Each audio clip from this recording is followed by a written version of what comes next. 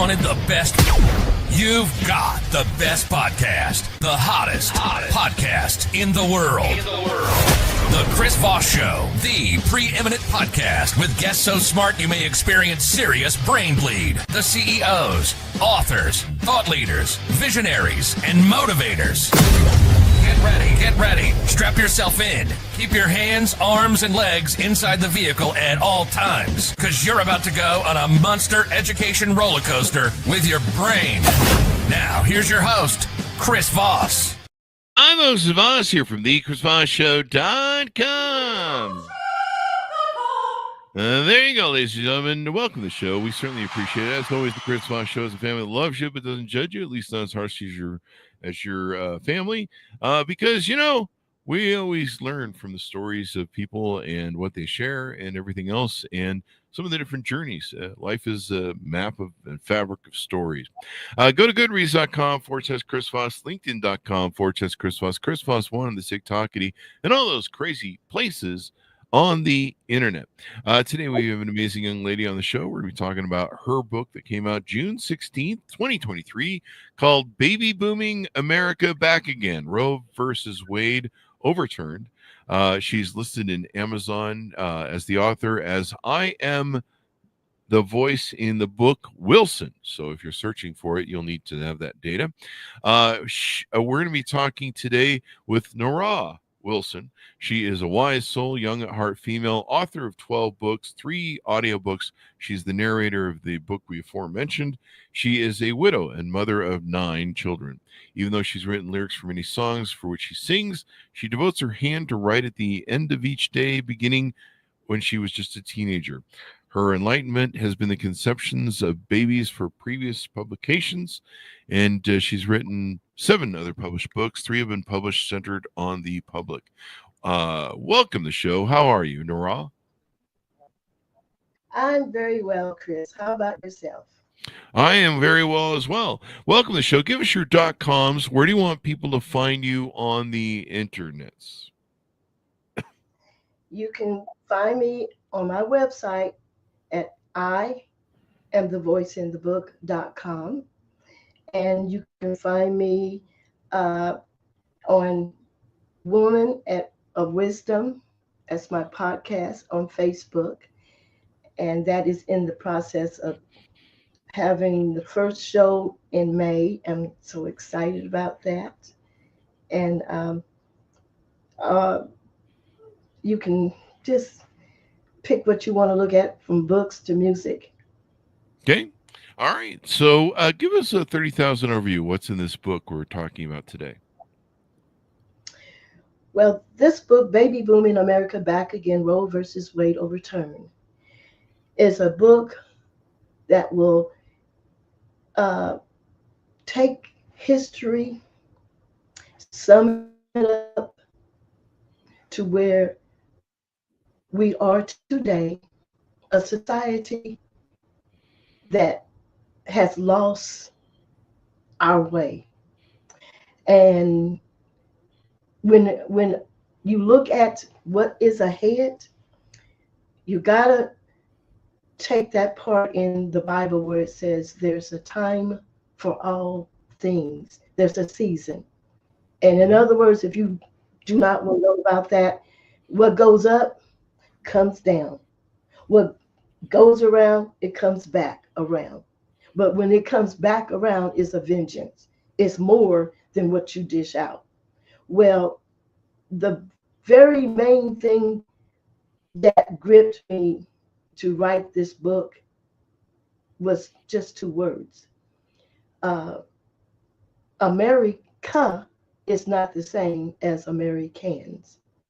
And so I really stretched out 5 years, pouring my heart till I was crying inside, because my book is simply spelling out there comes a time when you dilly and daddle into some serious things when you are inexperienced.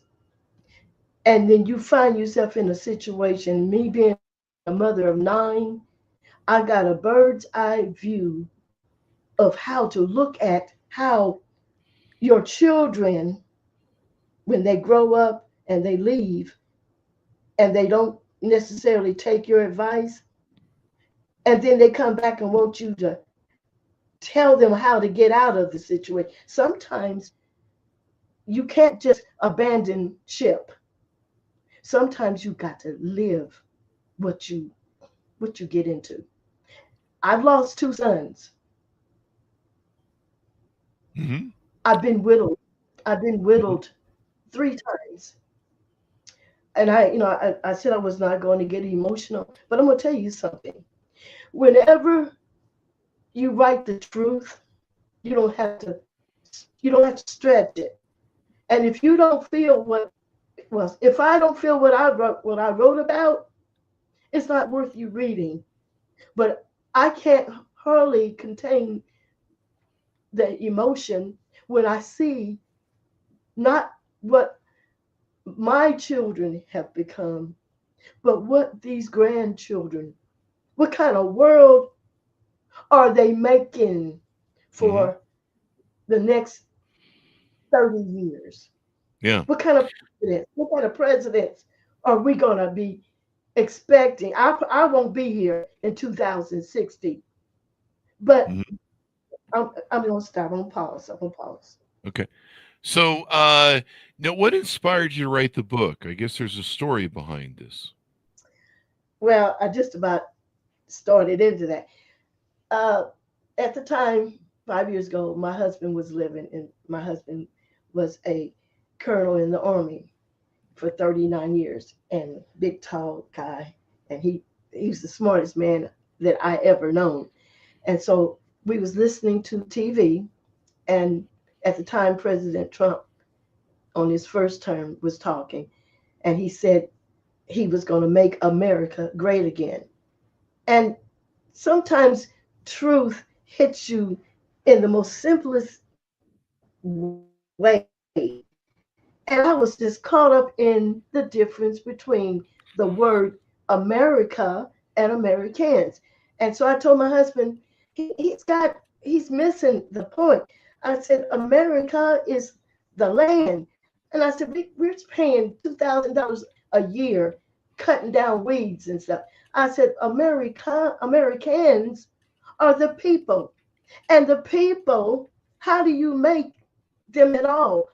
You make them from the womb. And then it dawned upon me the whole picture. I mean, the reason why things is changing, and we change all the time, but the baby boomers from 1946 until 1964, they are retiring. And by 2030, all of the I'm a baby boomers. By 2030, the last or the youngest baby boomers will have reached at least age 65, whether they will be retired, whether they are in the nursing home or deceased. I go down the street and I see empty homes that was taken care of, lived in by senior citizens. Where are they? And look, I told you I got 9 children. I have 2 homes. How you gonna take? How am I gonna leave my home to any of them? And I know they don't want to hear this, but which one am I going to leave my house to? For eventually they can't afford to pay the utilities. I'm talking about. I got a bird's eye view, and most women don't have 9 children. In other words, all the tea in China. But if you just now look, I have 9 children. I have 5 daughters and 4 sons. But I've lost 2 of my darling sons. Why? Because of the sons that's being drugged today. The sons that don't want to listen to sound judgments. They don't want to, when they tell you I'm grown when they're 18, I don't need you to tell me anything. And they walk out that door. Well, I've got some wisdom that is not, you can't learn it without having a bunch of children, because children will teach you patience. You got to wait. You got to wait. I'm going to tell you. Now, look, I've been thrown out of churches, and I was promised I wouldn't be thrown out of this. Let me say this. There are some things a man is going to do. He's going to do what he's going to do. But there's some things he cannot do. And that's what a woman can do. Only a female can bear life. Mm-hmm. All right? That is an honor. That's an honor. Mm-hmm. Yes. So and I think in the green room, you mentioned there was a story, something about, I believe your daughter became pregnant or was thinking about becoming pregnant. And that was kind of the thing that inspired you to write the book. You started writing a letter to her or something. Well, that was dopamine and conception beyond. Oh, look, okay. I must have got those mixed up in the green room. Okay. Hold right. On. After I get out of the interview, I still need to have, my baby daughter. She'll be 30 years old this year, and I need to make sure that we have our love between each other. And I can hear her saying, "Mama, don't you say nothing about me." But she told me something that just flirted. I'm gonna tell you, there's nothing that somebody can tell me that wouldn't shock me good better than my children, because they got my DNA in them. I expect them to have some things that I would do, but they are good in shocking me. Well, my daughter told me something one day. She said, "Mama, next year this time you're gonna be a grandmother of a little baby boy." Well, okay. I said, "Are you pregnant now?" She said, "No." And so she said, "I'm gonna get pregnant. I'm gonna have a little boy." Well, I done had 9 children, and you can tell me, you still can tell me a lot of things. Because one thing, I'm not saying I'm a teacher, because a teacher cannot tell you too much because she don't know everything. So I was waiting for my daughter to teach me something. How are you gonna tell me you're gonna have a little boy and you're not even pregnant? But what she told me, I'm not even gonna repeat it. But it got me to writing a book, starting out to tell her, do you know that a baby, it deserves your total commitment. It deserves what it's supposed to have. How are you going to have a baby without a father? I mean, don't you got to get close enough for that sperm, even though that sperm jumps out of the man's body and it goes into your body? The man separates from you, but you're not supposed to separate from each other in raising this baby. But so I knew she wasn't going to listen to all that. So I started writing a book. Do you know this is 2025, and she's going to have well, never mind. I'm going to skip that. But Okay. she still hasn't read my book. So I wrote it to the world. Everybody was born to conception, but that's not this book. That is on the shelf. Let's talk about baby boom in America in Roe versus Wade overturned. There you go. So, are you celebrating? What's the context of this? Are you saying that we might go through another baby boom again as America now that Roe versus Wade is overturned? I'm going to tell you something. When I in my book, okay, I went through World War I, World War II. There's a time for war and a time of peace. We went through the peace. But then we went through the Dust Bowl and the Depression.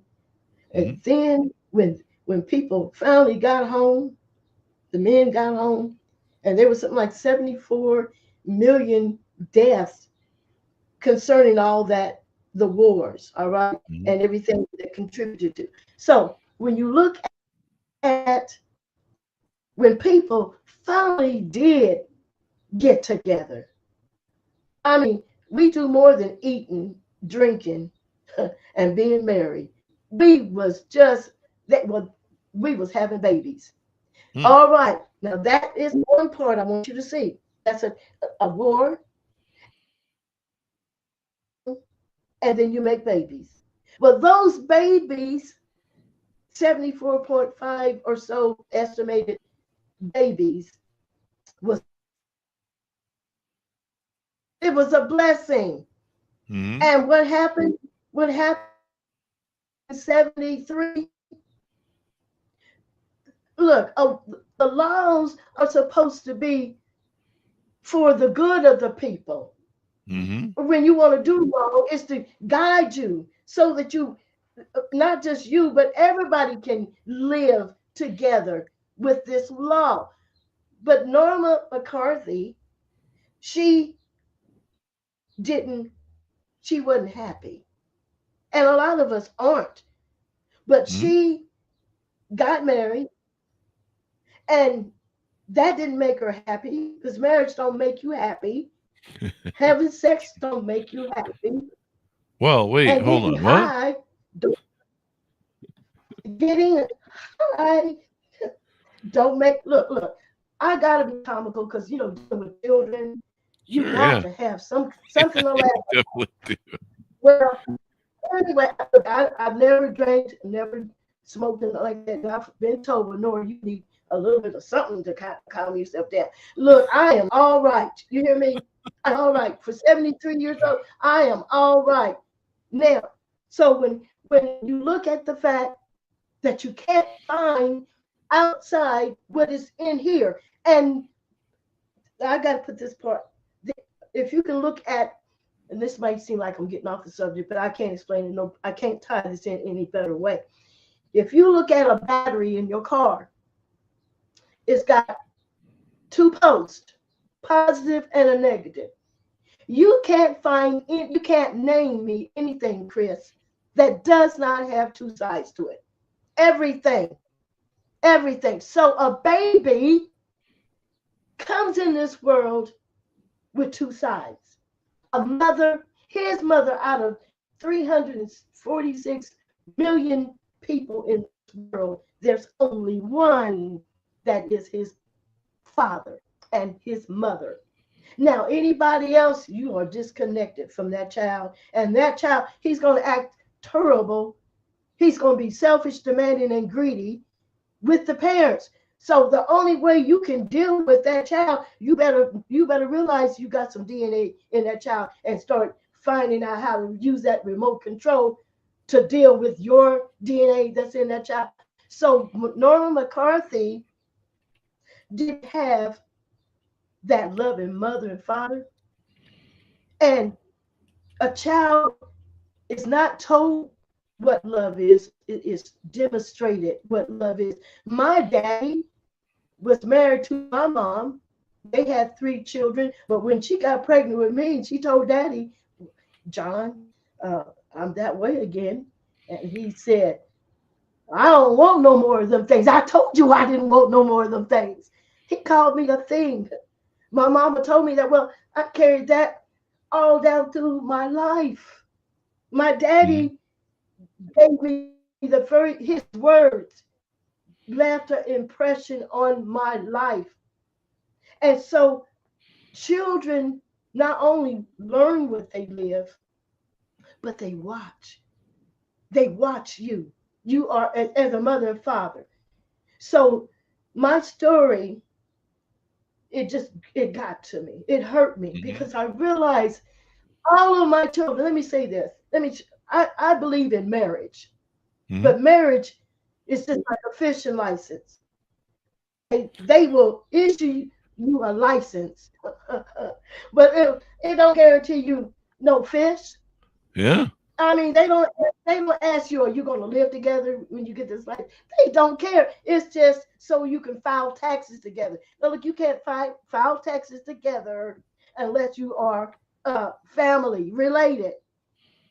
So that is marriage license is of man. It's other people, by the people, for the people, and they sure enough don't care what you do. Okay, Hmm. just get the license. So when it comes down to it, what hurt me so bad, Chris, Hmm. was I was looking at my children. Charity does begin at home if you got any charity at Sure. all. Sure. But if you look at your charity, when I look at my children and how I believed in going to church, I believed Mhm. in being a virgin. I believe when the Bible says that when a man finds a wife, he's to find her in the nightclub. He's to find her on the corner, Uh-huh. thumbing a right. No, he's to find her in her father's care. Hmm. If she lose that virginity, Mhm. oh, that's street. Well, when I got married, I was a virgin and so was he. But Mhm. we were not in love. But we stayed together. We believed in having a house and all. I still got that house. Still Mhm. got the house. Had all 9 of my children in the house. But what I'm saying is, I could not be the best mama that I was supposed to be because I wasn't with the man that I was spiritually supposed to be joined. See, I'm a spirit. You are a spirit in your body. I can't Mhm. see you, but I'm gonna tell you something. Just between, and I guess it's not between you and I, because this is, uh, uh, It's between the audience, yeah. yeah. But I'm gonna tell you this. Um, we got a pretty good uh, vibe going. I Mhm. feel very comfortable, but that don't mean that we supposed to run off and make some babies together. Well, you You already still, have 9, so well, but I'm gonna tell you, what people do not really, young people, look, old people just, it's too many subjects I'm going through, and young people are the ones that need to listen because the Bible says a child must honor their father and their mother. Where in the world where are they at? mhm. And this is something else. When it comes down to, we got 346 million people, but out of that number, 75% of the babies being conceived are being conceived with by women that are, well, females that are 18, between 18 and 19 years of age. Now look, out of that 346 million population, there's 22 million millionaires. Now, it's very rare to have a millionaire in the United States that's 20 years of age and younger. There's one, whether people like him or not, Donald Trump was a multimillionaire when he was 8 years old. And look, even though he had several children by different wives, look at them. I got 4 sons. If I told them, if I told them I wanted them to come for an important something, Mama, I got something I got to do, Mama. Mama, I ain't into all that. I'm talking about a man in the Bible is supposed to rule his household, but you got to be a man, and Mhm. you got to give respect that you are a spirit, and your spirit's got to be joined, not just, and it's just so much that we do not know. We Yeah. don't know nothing. And so you got these 18-year-olds. Oh, hold on.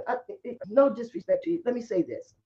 You got these Mhm. 18-year-old and 19-year-old females that don't have $1 million. They got a Mickey D job. They just finished high school, hopefully, so they don't have a career going for them, and they don't have their own house. So what in the world are they going to give a baby? I had my first baby when I was 20 years old. And my husband, at that time, we had a house and all that. He's making $75 every 2 weeks. We were scraping. But I'm gonna Mhm. tell you that was financially, we was poor. But you gotta have more than money. Money don't buy love. It don't make babies. Hmm. There you go. So you, in the book, you refer to Ecclesiastics for several different references. U.S. Yes. history, the baby boomers. How would that fit into Ecclesiastics? And I guess you cite that in the book. Is that correct? Yes, yes. There is a time for every purpose under the heaven. Even the seasons, okay, come in through time, a certain time. The animals are ruled by their instinct. Well, it's like this.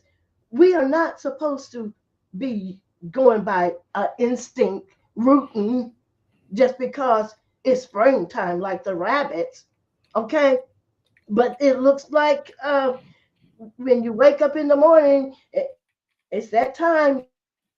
That dream didn't quite finish, so you go find somebody when you go to school and go in the restroom or whatever. There's babies that's been conceived in the bathrooms, and you're not. So anyway, you know, it's the thing about it. When you get to the point that you are uh, 30 and 40 years old, oh, you know some things now. But look how much damage you've done to children. So in my book, I was taking them through the course of time, how you can see there was wars, and then there was a baby boom, and then these children that was born from the baby boomers, how they just partied and lived a good time. And now that when those babies that was aborted 50 years ago, they're not here, and we are short of babies right now. And it's just like and the Bible's talking about the parable of the fig tree. If a tree is supposed to bear fruit and it don't bear fruit, what's the purpose of it? Just standing there looking cute with leaves. It's going to take more than looking good. It's going to take more than shaking your behinds.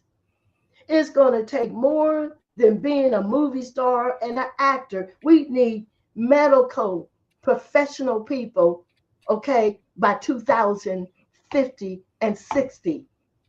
Where are they going to come from?